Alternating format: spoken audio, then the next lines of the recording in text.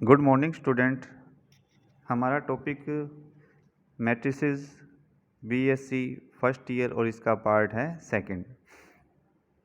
तो part first में हमने मैट्रिक्स की परिभाषा, उसके टाइप्स और उनका योग कैसे किया जाता है और हमने गुणा से रिलेटेड प्रगुण आदि पढ़ लिए थे। अब इसके आगे का तो मैट्रिक्स का अदिश से गुणा, multiplication of a matrix by a scalar.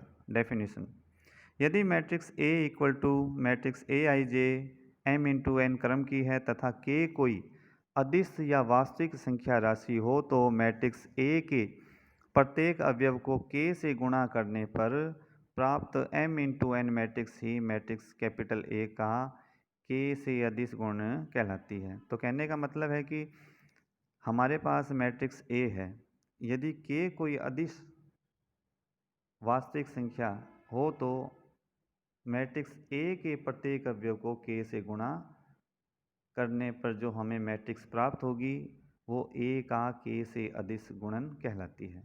इसे KA तथा AK से व्यक्त करते हैं, अर्थात small k capital A equal to, तो मैट्रिक्स के अंदर लिखा जाएगा small k A I J और m इंटू एन क्रम की है। फॉर एग्जाम्पल, यदि A इक्वल टू हमारे पास A मैट्रिक्स दे रखी है तो -2A क्या हो जाएगी, तो -2 क्या होगा, सभी अवयव के साथ मल्टीप्लाई करना पड़ेगा।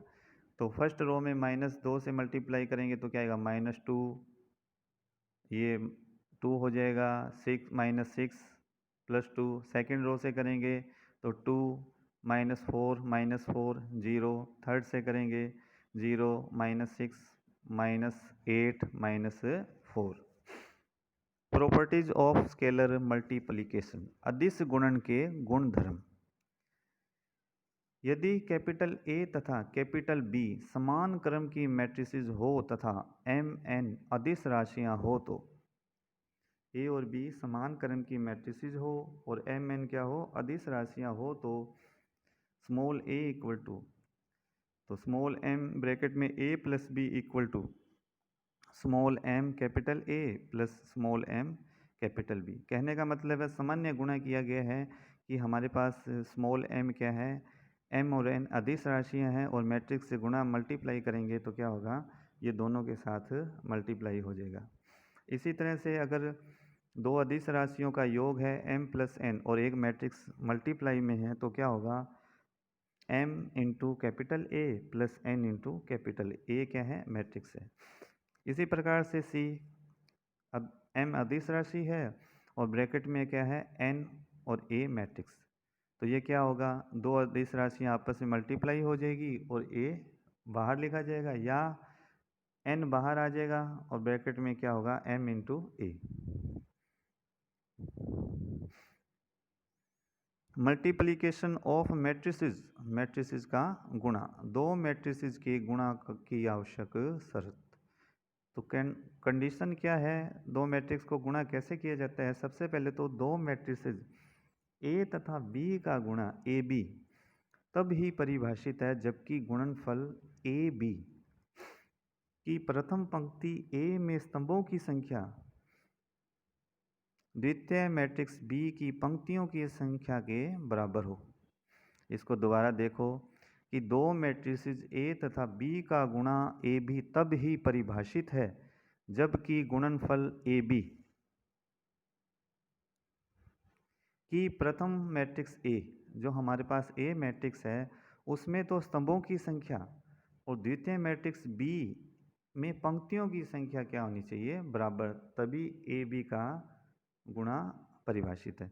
इसी प्रकार इन्हीं मैट्रिक्स का अन्य गुणा BA भी तब ही परिभाषित है जबकि गुणनफल BA में प्रथम मैट्रिक्स B के स्तंभों की संख्या द्वितीय मैट्रिक्स A की पंक्तियों की संख्या के बराबर हो। यानी कि हम दो मैट्रिक्स का मल्टीप्लाई करें तो फर्स्ट जो मैट्रिक्स है उसमें स्तंभों की संख्या और सेकंड मैट्रिक्स में पंक्तियों की संख्या आपस में क्या होनी चाहिए, बराबर।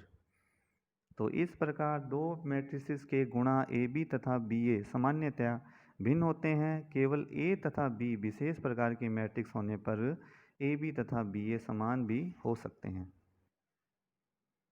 जब दी हुई मैट्रिक्स उनके इच्छित गुणन हेतु उपर्युक्त शर्त को संतुष्ट करती हो तो वे मैट्रिसेस गुणन के योग्य कहलाती है, अन्यथा नहीं।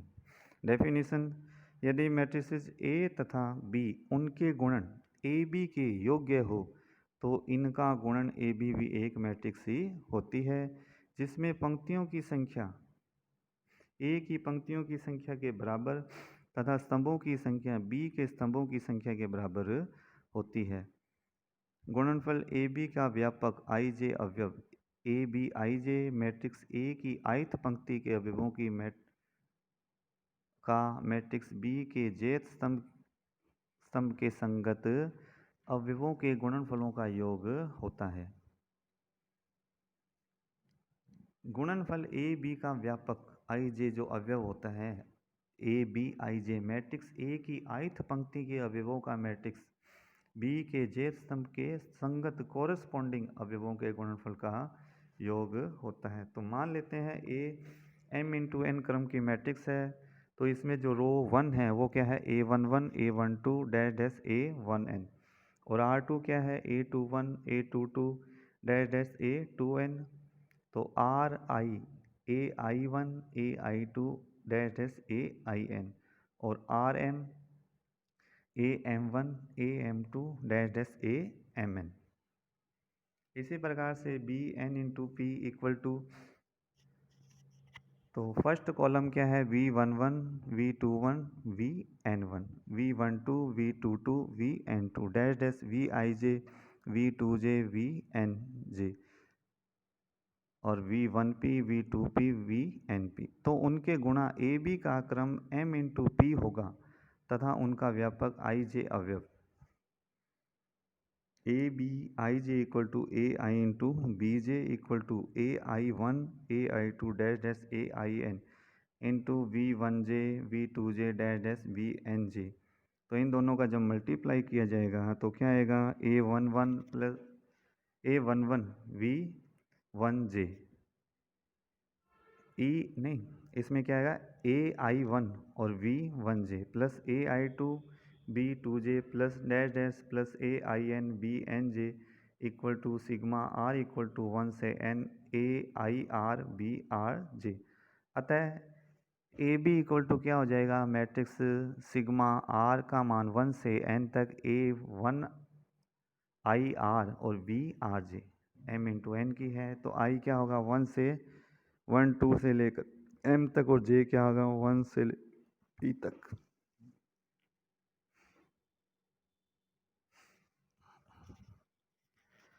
Properties of matrix multiplication, matrix गुणन के प्रगुण। यदि मैट्रिसेस A B तथा C इस प्रकार की है कि उनके निम्न गुणनफल संभव ज्ञात हो तो फर्स्ट है एसोसिएटिविटी साहचर्यता। तो दो मैट्रिक्स अगर ब्रैकेट में मल्टीप्लाई कर रहे हैं और C बाहर गुणन में है तो equal to A bracket B into C। साहचर्यता क्या होती है AB का मल्टीप्लाई ब्रैकेट में और बाहर C इक्वल टू A बाहर और BC का मल्टीप्लाई।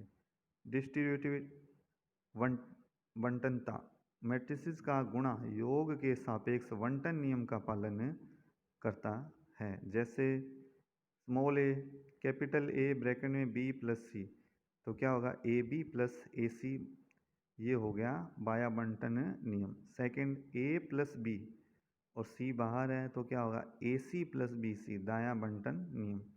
जबकि मैट्रिसेस A B तथा C इस प्रकार की हो कि प्रयुक्त सभी गुणा संभव हो। यह तभी संभव है जब A B C क्या हो इस प्रकार की मैट्रिक्स हो।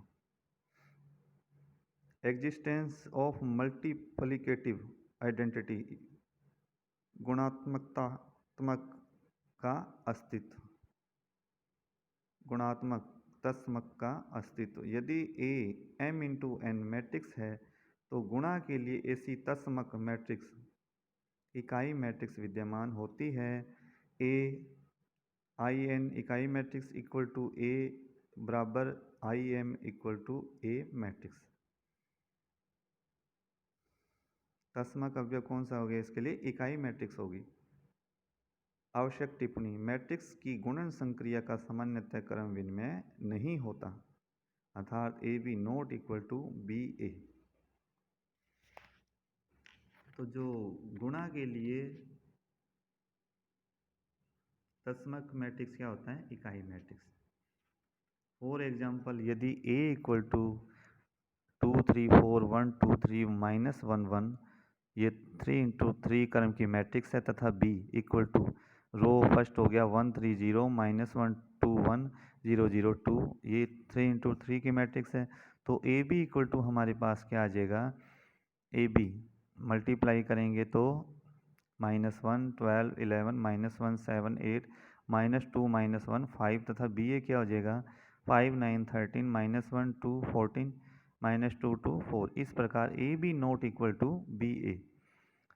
तो जीरो डिवाइजर शून्य भाजक डेफिनेशन।